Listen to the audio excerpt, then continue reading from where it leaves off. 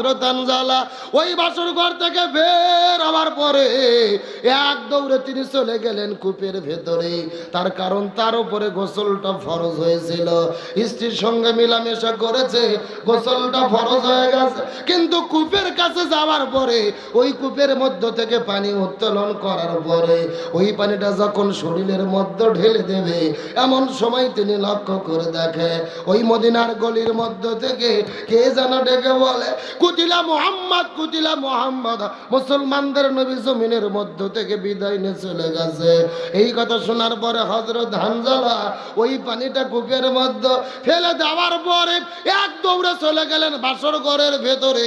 ওই বাসর ঘরের মধ্যে যাওয়ার পরে একটা হাতের মধ্যে তরোয়াল নেওয়ার পরে ওই তরোয়াল নিয়ে যখন বাড়ি থেকে বের হয়ে দৌড়ানো শুরু করবে, পেছন দিক থেকে তার বিবি জামা ধরে ডাকতে বলে, প্রাণের স্বামী আপনি যুদ্ধ করতে যাবেন, আমার কোনো আপত্তি নাই, কিন্তু আপনার তো ফরজ গোসল বাকি আছে, আপনি গোসল বাকি রেখে কেমন করে জিহাদের ময়দানে চলে যাবেন? আপনি আগে ফরজ গোসল আদায় করেন, তারপরে যুদ্ধের ময়দানে চলে যান। এই কথা বলার পরে হানজালা ডাকতে বলে, এ প্রাণের বিবি, আমি যদি এখন গোসল করা শুরু করে আর মুসলমানদের নবী উহুদের প্রান্তরে যদি শাহাদাত বরণ করে চলে যায়, হাসরের ময়দানে যদি আল্লাহ জিজ্ঞেস করে বলে, এ হানজালা মুসলমানদের নবী উহুদের প্রান্তরে শাহাদাত বরণ করে বিদায় নিয়ে চলে গেল, আর তুমি বাসর ঘরের ভেতরে কেমন করে সময় পার করলে, আমি তখন আল্লাহর কাছে কেমন করে জবাব দেব? মুসলমানদের নবী জমিন থেকে বিদায় নিয়ে চলে যায়, আর হাসরের ময়দানে আল্লাহ যদি আমার কাছে জিজ্ঞেস করে বলে, হানজালা মুসলমানদের নবী উহুদের প্রান্তরে বিদায় নিয়ে চলে গেল, তুমি হাসরের ময়দানে তুমি কেমন করে বাসর ঘরের মধ্যে সময় পার করলা, আমি আল্লাহর কাছে কেমন করে জবাব দেব? এই কথা বলার পরে হানজালা দৌড়ানো শুরু করলে, দৌড়াইতে দৌড়াইতে উহুদের যুদ্ধের ময়দানে তিনি চলে গেছে।